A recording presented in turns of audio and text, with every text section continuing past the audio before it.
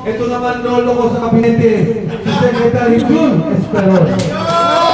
Yan o. Jun Esperon pala.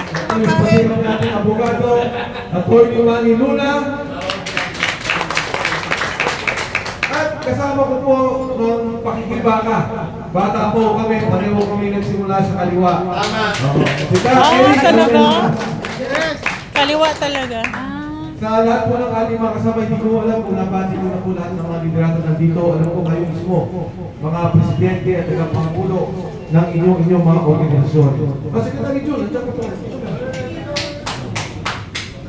Sa inyo po lahat, alam nyo, nung ako'y tumakbo ang Pangulo, sumuporta po ako kay BBM at kay Inday Sara.